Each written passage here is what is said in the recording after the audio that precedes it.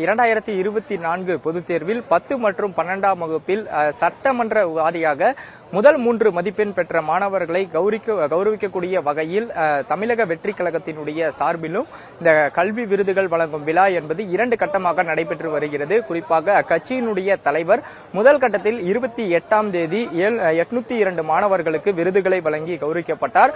அதன் தொடர்ச்சியாக தான் இந்த 2ஆம் கட்டத்தில் 121 தொகுதிகளை நிறைவடைந்திருக்கக்கூடிய நிலையில் மீதி இருக்கக்கூடிய சட்டமன்ற தொகுதியில் உள்ள மாணவர்களை தேர்ந்தெடுத்து தற்போது இந்த விழா என்பது நடைபெற இருக்கிறது. குறிப்பாக பல்வேறு கட்டுப்பாடுகளுடன் இந்த விழா என்பது தொடர்ச்சியாக உள்ளே அனுமதிக்கப்படுவதும் குறிப்பிடப்பட்டிருக்கிறது. சட்டமன்றம் வாரியாக தேர்ந்தெடுக்கக்கூடிய மாணவர்களை கட்சி நிர்வாகிகள் மூலமாக தொடர்ச்சியாக வாகனங்களில் இந்த சென்னை திருவான்மியூரில் இருக்கக்கூடிய நிகழ்ச்சி நடைபெறும் இடத்திற்கு வாகனங்கள் மூலம் ஏற்றி வருகின்றனர். மாணவர்கள் இடையே அடையாள அட்டை என்பதும் கொடுக்கப்பட்டிருக்கிறது. அது மட்டுமல்லாமல் நிகழ்ச்சி நடக்கக்கூடிய இடத்திலிருந்து செல்போன் என்பதும் அனுமதிக்கப்படவில்லை. குறிப்பாக நோட்டு, புத்தகம், பேனா உள்ளிட்ட எந்த ஒரு பொருட்களும் உள்ளே அனுமதிக்காமல் வரக்கூடிய பெற்றோர்களும் முழு பரிசோதனைக்கு பிறகாக தான் உள்ளே என்பதும் அனுமதிக்கப்படுகின்றனர். தற்போது இந்த 2024 10ஆம் வகுப்பு பொதுத் தேர்வில் முதல் மதிப்பெண் பெற்று சென்னையினுடைய மாணவியாக விளங்கக்கூடிய சாதனா நம்மிடையே இருக்கிறார். அவரிடம் ஒரு சில கேள்விகளை கேட்கலாம். வணக்கம், நீங்க முதல் மதிப்பெண் எடுத்திருக்கீங்க, விஜய் கையில அவார்டு வாங்க போறீங்க. இந்த தருணம் எப்படி இருக்கு? ரொம்ப ஹாப்பியா இருக்கு. இவ்வளவு பேர் வந்திருக்காங்க, அதுல நானும் ஒரு ஆளா இருக்கப்ப ரொம்ப சந்தோஷமா இருக்கு. இது எனக்கு கிடைச்ச ஒரு பெரிய வாய்ப்பு. விஜய் அவர்கள் மாணவர்களை ஊக்கப்படுத்தக்கூடிய வகையில தொடர்ச்சியாக இது போன்ற முன்னெடுப்புகளை எடுப்பது எப்படி பாக்குறீங்க? இந்த மாதிரி எல்லாரையும் மோட்டிவேட் பண்றப்ப எல்லாருக்கும் விஜய் சாரை பார்க்கணுன்றதுக்காகவே சில பேர் படிக்க ஆரம்பிப்பாங்க. அவங்களுக்கு இது ஒரு நல்ல ஹாப்பி மூமெண்டா இருக்கும். இவ்வளவு கஷ்டப்பட்டு படிச்சு கடைசியில அதுக்கு ஒரு பலன் கிடைச்சு. சென்னை மாவட்டத்துல முதல் மதிப்பெண் பெற்ற மாணவியா இருக்கீங்க. அப்பொழுது இந்த கட்சி நிர்வாகிகள் உங்களிடம் அனுசரித்து நீங்க தேர்வு செஞ்சிருக்கீங்க, விஜய் கையில அவார்டு வாங்க போறீங்க அப்படின்னு சொல்ற தருணம் எப்படி இருந்தது? ரொம்ப ஹாப்பியா இருந்துச்சு.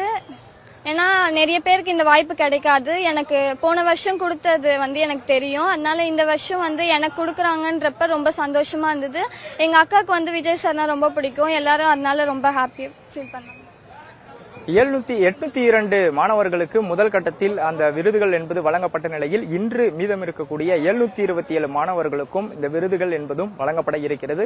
குறிப்பாக கட்சியினுடைய தலைவர் விஜய் அவர்கள் தொடர்ச்சியாக காலை தினமே வந்து கொண்டிருந்தார். குறிப்பாக பார்த்தோம் என்றால் வரக்கூடிய பெற்றோர்களும் மற்றும் மாணவர்களும் தொடர்ச்சியாக உணவுகளை அறிந்துவிட்டு செல்ல வேண்டும் என்பதே கட்சியினுடைய ஒரு பொறுப்பாக இருக்கும் காரணத்தினால் 3000 நபர்களுக்கு அந்த 14 வகையான சைவ உணவு தயாரிக்கக்கூடிய உணவு என்பதும் தொடர்ச்சியாக செயல்பட்டு வருகிறது. பல்வேறு மாவட்டங்களில் இருந்து விருதுகளை வாங்குவதற்காக மாணவ பெற்றோர்கள் வந்து கொண்டிருக்கின்றனர்.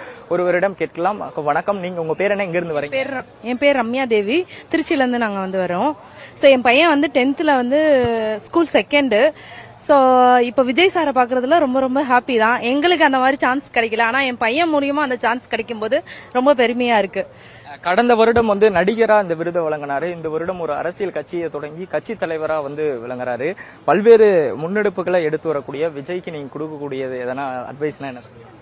இல்ல, எவ்வளவோ அரசியல் கட்சிகள் இருக்கு, அதே போல அரசியல் தலைவர்களும் இருக்காங்க. ஆனா யாருக்குமே இந்த மாதிரி ஒரு விஷயம் பண்ணணும்னு தோணவே கிடையாது.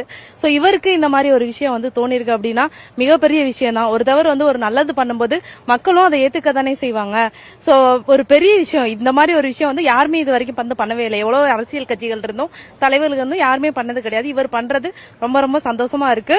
பிள்ளைங்களும் மோட்டிவ் ஆகுறாங்க. என் பையன் லாஸ்ட் இயர் வரைக்கும் 9th வரைக்குமே ஆவரேஜ் ஸ்டூடெண்ட் தான். ஆனா இப்ப 100% ஹார்ட் ஒர்க் பண்ணிருக்கான்றப்ப ரொம்ப பெருமையா இருக்கு.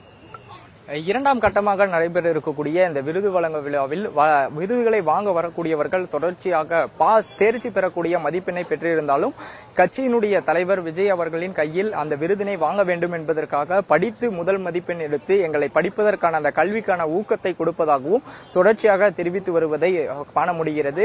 இன்று நடைபெறக்கூடிய இந்த 2ஆம் கட்ட விருது வழங்கும் விழா என்பது 727 மாணவர்களுக்கு அவர்களுடன் அந்த பெற்றோர்களும் உடனிருந்து அந்த புகைப்படம் எடுத்துக்கொண்டு அவர்களுக்கான விருது என்பதும் வழங்கப்பட இருக்கிறது. தொடர்ச்சியாக 10 மணி அளவில் தொடங்கக்கூடிய இந்த விழாவானது பல்வேறு விதிமுறைகளும் உட்பட்டு இந்த விழா என்பது நடத்தப்படும் என்றும் தெரிவித்திருக்கின்றனர். பல்வேறு குறிப்பாக வாகனங்களை வெளியே நிறுத்திவிட்டு தான் வர வேண்டும் என்றும் உள்ளே பரிசோதிக்கப்படுகிறது. அது மட்டும் இல்லாமல் நுழைவாயிலிருந்து 10 மீட்டருக்கு உள்ளாக வரக்கூடிய மாணவர்கள் மற்றும் பெற்றோர்கள் எடுத்து வரக்கூடிய உபகரணங்கள் மற்றும் பொருட்கள், செல்போன்கள் என்பது பறிமுதல் செய்யப்பட்டு முழு பரிசோதனைக்கு பிறகாகவே உள்ளே என்பதும் அனுமதிக்கப்படுகின்றனர். தொடர்ச்சியாக இன்னும் சற்று நேரத்தில் 10 மணி அளவில் நடிகரும் கட்சி தலைவருமான விஜய் அவர்கள் மாணவ மாணவிகளுக்கு இந்த விருதுகள் வழங்கப்பட இருக்கிறார் என்பதும் குறிப்பிடத்தக்கது.